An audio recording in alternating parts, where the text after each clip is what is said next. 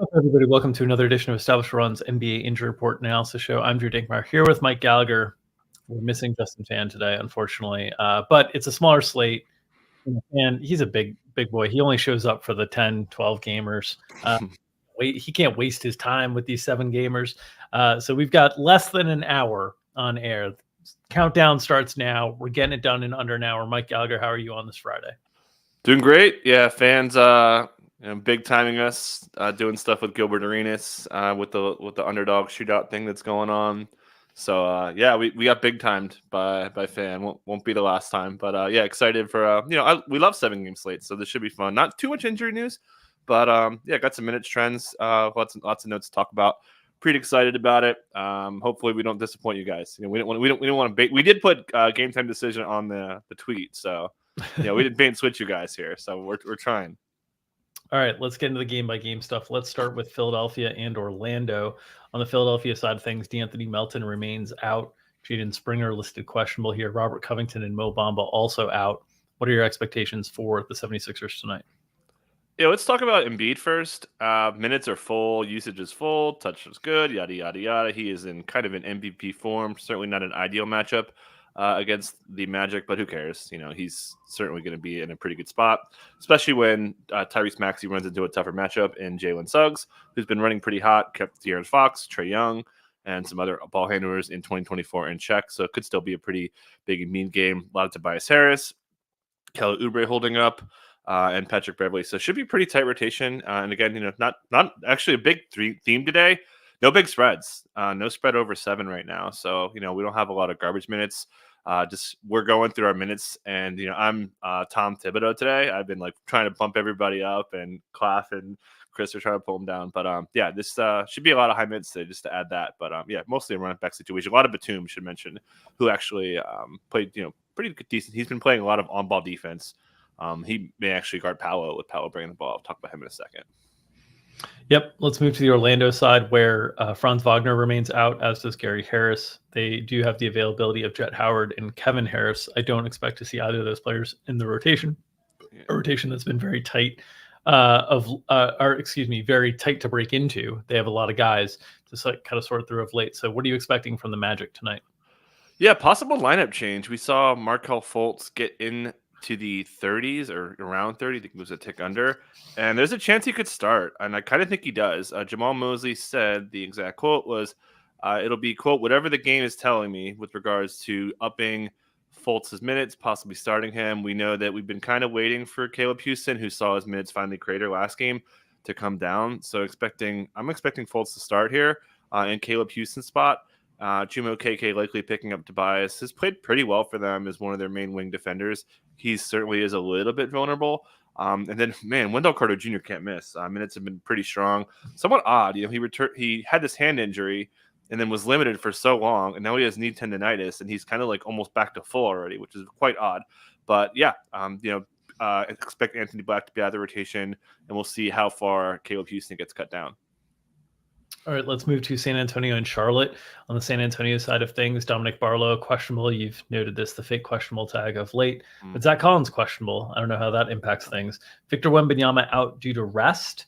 What are your notes here on the San Antonio Spurs tonight? Yeah, they're kind of just giving heads up on the G League days. They'll get Wemby back tomorrow for the back-to-back against his friend Bilal Coulibaly. So yeah, the Spurs get 2 really fun bad defense games in a row here.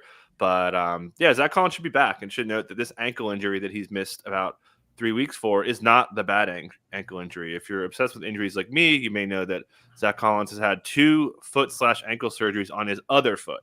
So I think that's a good sign. He's been ramping up for a little bit, right in the middle of his target date. So we got him, 85% full. Obviously we know Wemby could certainly get up there. We love the matchup, right, against centers. So it could be pretty strong for him. Do expect Barlow to play today. Again, if Wemby and Collins are both available tomorrow, assuming Collins is managed, which he could be, they may just deactivate Barlow to keep his G League days down. So yeah, obviously this matchup is fantastic. Trey Jones has been really good. The potential assists have been extremely high. Let me get that number really quick.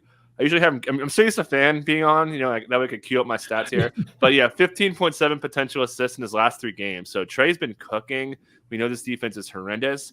So I like Trey to have a pretty big game. Vassell's obviously really strong, whose usage will go up. And they noticeable usage rate boost with Wemby off the floor in 2024. So, yeah, really, really, this is the sicko game of the day. Two really bad teams that nobody cares about except for us DFS and prop betting sickos. One question for you on this one. With Wembanyama out of the lineup, obviously Zach Collins' potential return tonight, that'd be a 1-for-1 slide there. But one of the reasons they moved Keldon Johnson to the bench role was to clear out some usage for Wembanyama. Do you think there's a chance that Keldon Johnson slides into the starting lineup over Champagnie tonight, even if Collins returns to the starting lineup over Wembanyama? I don't think so. They've been, when the games Wemby's missed before, they've been bringing Keldon off the bench. So I wouldn't expect a change there. Okay. Let's move to the Charlotte side of things. On Charlotte's injury report, Gordon Hayward out, Mark Williams out, Nick Richards, Brandon Miller, and Bryce McGowan's all listed questionable here. So already without Mark Williams, Nick Richards Q tag for a team that is very thin at the center position. What are your expectations on who's available for Charlotte tonight? Yeah, I mean, should be Brandon Miller should have a chance to go. There was hope he could practice on Tuesday, and there was unclear. Steve Clifford has been extremely short in his presser, so really gave me nothing. But yeah, so he should be out there. It sounds minor, like I said back on Monday, he had optimism for Wednesday, so you would think another couple days he should have a chance to play. So there's that, and then my matchups column, Cover Boy. I went with LaMelo. I really like this matchup for him. I'll talk about him in a second. But yeah, expecting Brandon Miller to possibly start here.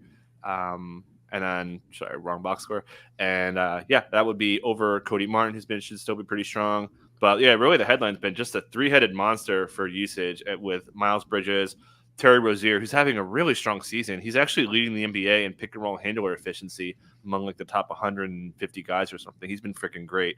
So yeah, expect those guys to carry, and LaMelo's been cooking, top 3 in usage since he's returned behind Luka and Embiid. So yeah, really concentrated, really bad defense, a lot of fantasy goodness in this spot. And actually, I should mention Nick Richards as well. So my bad. So he rolled his ankle in the first half last game. Return looked fine. So there's always risk that players need to be missing a game. So if he's out, I think they would start Nathan Mensah. Certainly, PJ Washington would be a big beneficiary. Would be the favorite to close.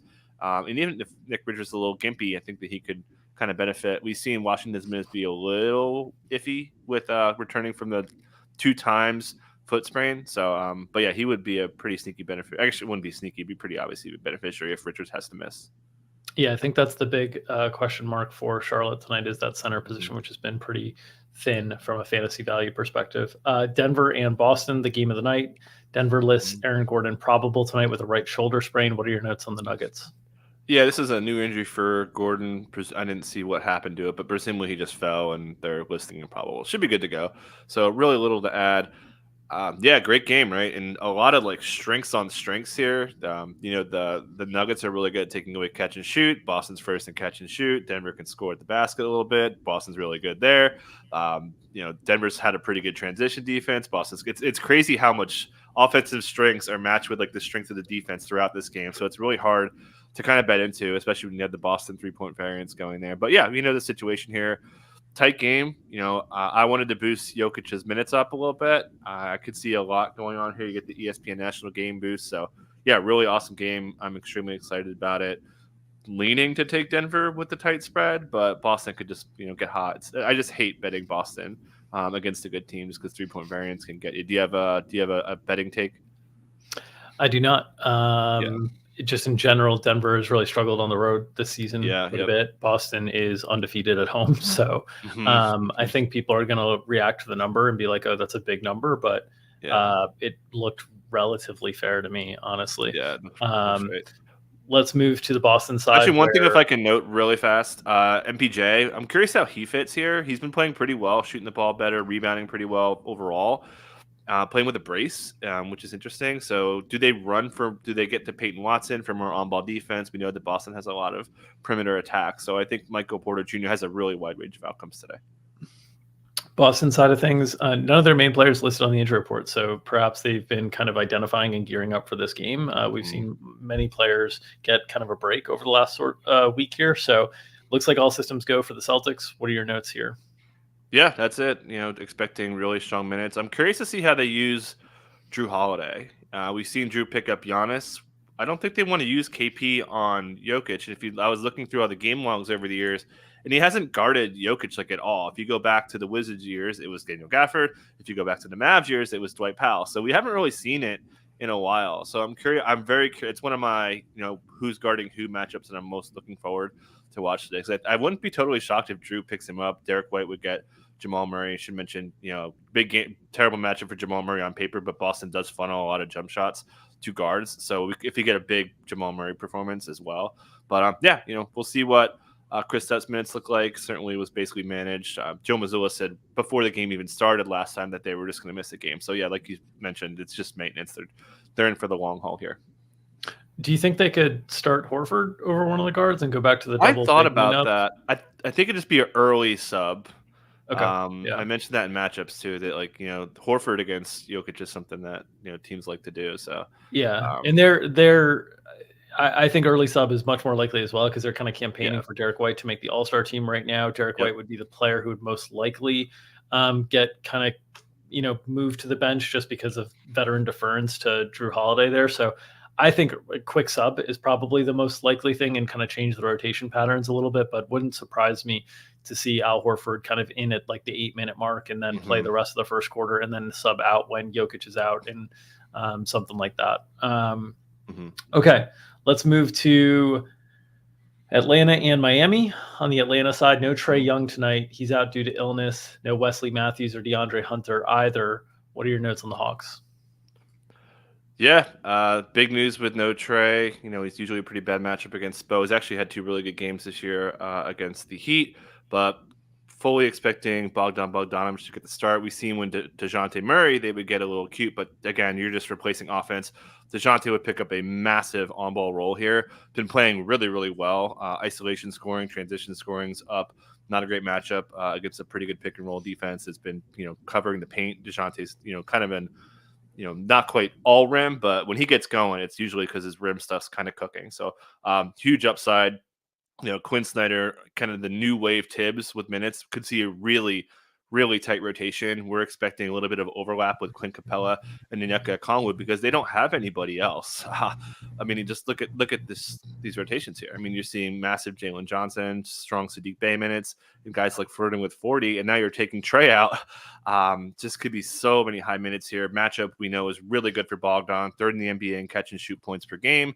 We know Miami has also kind of shifted more to being back of a 3-point funnel after being a little bit more vulnerable against the rim earlier this year. So, real Sadiq Bey, same thing, right? So, pretty, the matchup's not great on paper, but just from like a, defense against, but the minutes could be so good that it could just kind of override any, matchup concerns.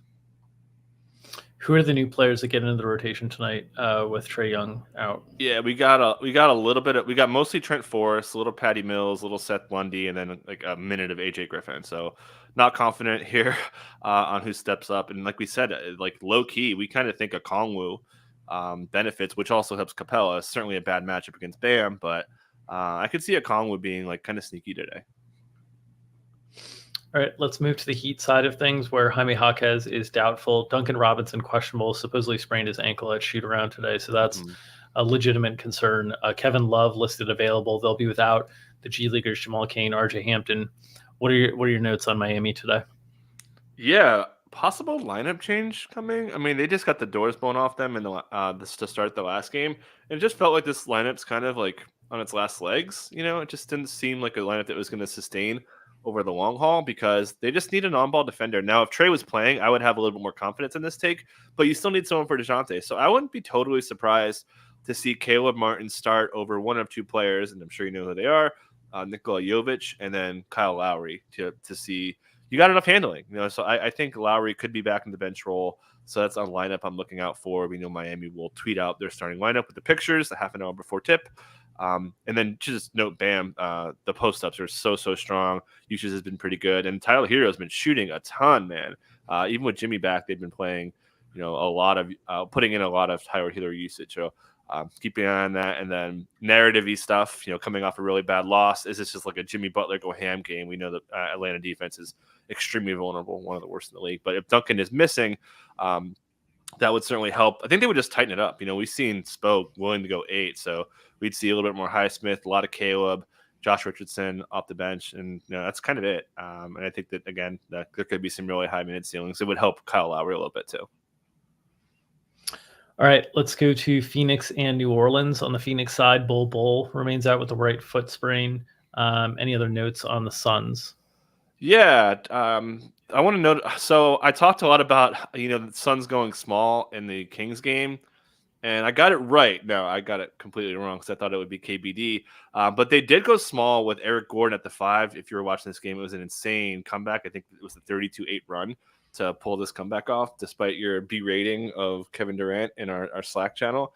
But yeah, so sorry to out you there. But yeah, so I will stand by that. I think if I'm fortunate enough to live long enough to have grandchildren, my grandchildren are going to look at NBA stats and they're going to be like, "Who is this Kevin Durant guy? He seems like he was pretty good." Mm-hmm. That's what they're going to ask, because I don't think he's going to get remembered in the way that he thinks he should be remembered. Yeah. I think the last few experiments with Brooklyn and Phoenix are really, really big drags on that resume.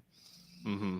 Yeah, it's going quite poorly. And, the bus driver comment or whatever with Charles Barkley. Yeah.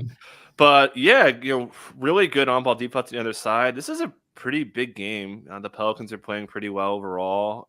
They've got really good on-ball defenders. Booker's going to pick up the Herb Jones assignment. It's been pretty wide. Herb's got him a couple times, but Booker cooked him once last year with a 58 ball. So Booker's been a little up and down.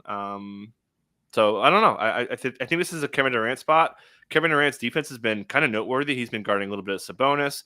He guarded LeBron, he guarded Kawhi, and he guarded somebody else, I forget. But he's been picking up a lot of high-end matchups, probably guarding Zion, which is interesting. And then also with the Zion thing, so I'm gonna go back to the KBD well. I think Keita Bates-Diop gets in there. There was a comment from Vogel over the weekend saying he was discussing between Josh Okogie and KBD for the minutes, and he called Okogie his energy guy and KBD his defense guy against Zion. He also had an interview with one of the reporters KBD did. So, they're kind of setting you up here. I'm going to fall for the banana tailpipe again. I think KBD gets in there.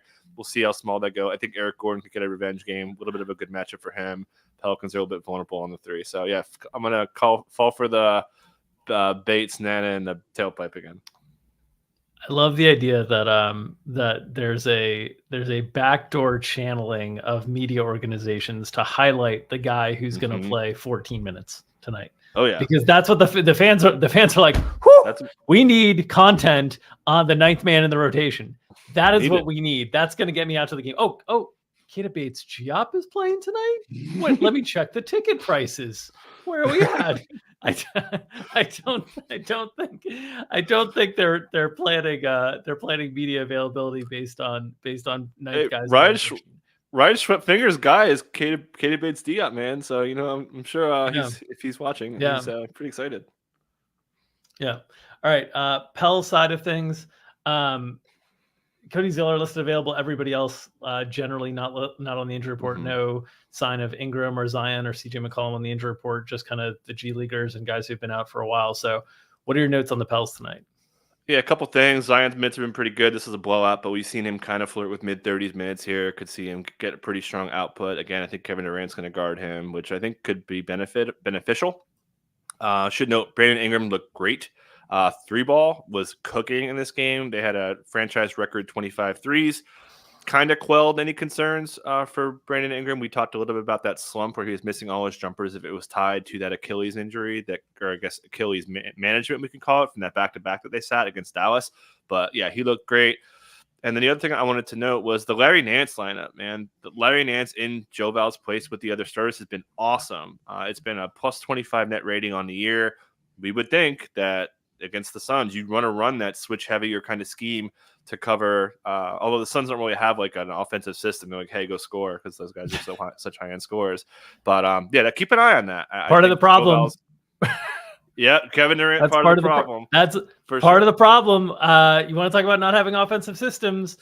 The one time he was in a place that had a really great offensive system, they won everything. All the time. Instead, when it's been the ISO ball systems in Brooklyn and Phoenix, they've underperformed. Ball movement matters in the NBA. Especially this time of day, this time in the NBA history, for sure. Yeah, keep an eye on. So the Suns have been pinching a little bit. There was a comment I want to say about 2 weeks ago that they're going to basically really protect the rim more because they were a huge rim funnel for the first like 25 games of the year, and it's been a huge trend. They've gone from like one of the worst to like one of the better rim defenses in the NBA from a volume standpoint. So I would keep an eye on guys like Trey Murphy, CJ McCollum. Even Herb's going to get left open. I might IKB some Herb 3-pointers. They're going to need him for Booker as well. But yeah, exciting game. There's probably the second best game. Actually, definitely the second best game on today, despite my love for San Antonio, Charlotte. All right, let's move to Indiana and Portland. Indiana has not yet filed second night of back-to-back here, but we did have some reporting yesterday about the potential availability of both Tyrese Haliburton and Pascal Siakam. So why don't you share your notes with the classroom on the Indiana Pacers tonight? Yeah, expecting those guys to go. We'll see on a minute limit on Haliburton. We do have a little cap on him, returning from what looked like way worse than a grade 1 hamstring strain. But yeah, on target. He did some on-court work before the game yesterday. He had an interview on the Iowa State game. He was doing like a little in-game interview, and he said he'd be back in quote a couple days, which will be today. The game was on Tuesday, I believe. So he's got a shot to come back here. And then Siakam, expecting him to start. I'm expecting, if healthy, they would start Haliburton. I expect Andrew Nembhard, Aaron Nesmith, Pascal, and Miles Turner to get in there. Bench being Ben Mathurin, a lead guy. Buddy Hield, a lead guy. TJ McConnell should still get in there. And then I should mention Isaiah Jackson hurt his head yesterday. I think he's out. He's questionable, or he's going to be questionable out. I think he's going to sit. So I think Jalen Smith will get the backup, and then you squeeze in Obi there. That would mostly cover the rotation. So back-to-back, pretty tight game last night. So I could see some minutes being a little bit capped. And yeah, shout out to you for an excellent TJ McConnell flag plant. My flag plant pretty good too. Triple doubles to bonus. So nice night for the Flags and the Sheep Boys. Yeah, unfortunately, you only got a white category on the Sheep Boys. I saw the Sheep Boys post. That's not flames enough for Sabonis with the high price tag. McConnell ended up being the Norm Powell flag plant, where he ended up being like 60% owned but you needed to plan around that game last night. And shout out to the Pacers for getting a win without Tyrese Haliburton. That was impressive in Sacramento. Usually a tough place to play. The Kings are terrible right now, real terrible. Which it goes back to like that incredible come from behind win from Phoenix. Great. You did it against a team that's playing like some of the worst basketball, and you were getting annihilated. So maybe that does jumpstart a very talented Phoenix team that's been underperforming all year. But man, the Kings are just struggling. All right, let's get to the Portland side of things. DeAndre Ayton listed probable today, as Underdog noted. #ice melted. Shaden Sharp listed out here. Moses Brown out. What are your notes on the Blazers? We got Ice Trey, we got Ice Trayton over here. Yeah, I expect him to return. Don't really, assuming that the ice melted, and assuming maybe they get a tow truck out there just in case they got to pull him through the sheet of ice to get him out of there. But yeah, lineup change is the other, and we have 25 minutes on him. Again, multiple stints he's missed with this knee thing, so I'm expecting him to have a little bit of a limit. And Duop played pretty well, so I don't think they want to completely ice him. Wink, wink. On that. So yeah, starting lineup is going to be for sure, in my opinion. Well, actually, Ayton, I'm not for sure on, but I expect him to start. But very, very, very confident. Anthony Simons, Malcolm Brogdon, Jeremy Grant, and Jabari Walker will start this game. Chauncey Billups has hinted. I mentioned this for like a week now, that Billups had mentioned he was going to change the starting lineup. That possibly Tumani could kind of get booted. We took an under on him. That, God, what a brutal beat with that rebound at the end. But yeah, expecting Jabari to play a lot.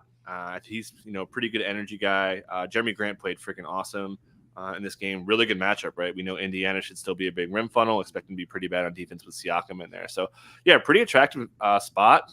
For the high end guys. Anthony Simons, game winner. Just the Nets killer there. But yeah, this is I think Portland could hang around. I've been saying this for a while that Portland, they beat the Nets. When they've got most of their guys, they can play pretty well. I should also mention Scoot ran quite bad. They're going to keep him off the bench, which I also hinted that could come. That's going to stick. So yeah, that's kind of where we're at there. But I know another game that no one wants to watch probably, but there could be some fantasy goodness here. I think people generally want to watch Pacers games. Pascal True. Siakam debut. I think people will be in on that. Yeah. This one, I don't know if as many people are going to be on Brooklyn and the Lakers. Mhm. Brooklyn's been really struggling of late. Mhm. They'll be without Daron Sharp once again tonight, which you need those big men against the Lakers. So that's a tough blow. Mikal Bridges listed probable here with the right shin contusion. What other notes do you have on the Nets? Yeah, Mikal got clipped in the last game, returned. He's fine. Already said he's going to play. So expecting kind of really strong minutes from him. And there's really only two guys you could confidently feel, assuming no fouls or injury, they're going to get up there. And that's Mikal and especially today, as you mentioned, Nick Claxton. They ran him the full third, and then they took him out to start the fourth, and the Blazers go on a run. They need this dude, man. They got no rim protection without him. He's really important to their defense. He's going to have to guard Anthony Davis for as much as he can. We know AD plays a ton, and they don't really double, which I'll get to in a second. So, yeah, expect those guys to have strong minutes. Spencer Dinwiddie, really nice bounce back game after he was getting really cut down. Do they need the guard defense here as much? Maybe, depending what D'Lo is with the way D'Lo's been playing, they probably do. So just like a really wide range of outcomes on Cam Johnson. Dorian Finney-Smith should be in a good spot, right? Going to probably have to guard LeBron, so I expect he's a little bit safer. But I could see Cam Johnson, Cam Thomas, Spencer Dinwiddie, Dennis Smith Jr., even Lonnie Walker, all just really shuffling through this. It's going to be quite a mess. So really a tough thing to go after. And against the Lakers defense, it should be pretty good. The payoff may not be worth it. And the Lakers side of things, the usual. LeBron James questionable, Anthony Davis probable, Cam Reddish and Gabe Vincent out here. What are your notes on the Lakers? Yeah, we're going to get the starting lineup again. Quite clear they're going to run the same rotation where they're going to kind of run the starting lineup. D'Lo's been awesome, man. We love to talk trash on D'Lo, but actually it looks like he gives a damn. He's kind of screening, cutting more, doing like all the little things that you'd love to see. LeBron, secondary playmakers, even though he's been like primary playmaking, he's been fantastic. So we could see the minutes be pretty strong. Ham loves him. He talked about butting heads and kind of nuking him and all that, but in his good graces now. Obviously, the starting lineup will be the same. Fake questionable tag on LeBron. AD is good to go. And AD, man, the passing has been freaking great. He's been, flirting with triple doubles. Even had one just because teams are doubling. He's been so good passing out of it, and the Lakers are making their shots. He's run real hot on a potential assist there. So yeah, the starting lineup's the same. Really, Vanderbilt played awesome. Curious to see how much that we saw that their main lineup last year. He was in for Prince. Prince Bennett got cut because Vando was just providing so much energy. And picking up a lot of hard defensive assignments in this matchup here. But yeah, those are the core seven. We'll see a little bit of Christian Wood but in the non-AD minutes, only 7 minutes of overlap for AD and Christian Wood in the last two games. And then, yeah, Max Christie kind of filling the gaps on the guards. All right. That'll do it for this edition. Whoa, half an hour? What the hell? Yeah, I know. It's beautiful on a Friday. I can get caught back up at work here. Established Run's NBA Injury Report Analysis Show. As always, if you enjoy the content that we're putting out here, consider subscribing to our YouTube channel. Get notifications by hitting that bell. Whenever we go live or post new content, you can also find a video link of our latest Established Run NBA podcast where we break down the Pascal Siakam trade on this channel as well. So make sure to check that out while you're here. If you are interested in checking out more of our content behind the paywall, you can find myself and Gary Hartman breaking down the slate on Established Show at 5 o'clock Eastern time behind the paywall, breaking down the good chalk, the bad chalk, the contrarian plays, the leverage options, and of course the flag plants. So make sure to check us out there. You can also find more information and details around all of our packages at establishedrun.com/subscribe-MBA for more details. If you are enjoying this free content that we are putting out and you want to keep this content free, the best way to do that is to help the content get fed in the algorithm and shown to new people so we can continue to grow this platform. The best way to do that is to smash that like button. So you smash the like button, it feeds the algorithm. That helps feed our families, allows us to feed you the NBA injury information analysis you need each and every day to set your DFS lineups, your season-long lineups, and make your spread bets and your prop bets. So smash that like button, feed that algorithm, get yourselves fed on this big weekend of sports. Nom, nom, nom, nom, nom.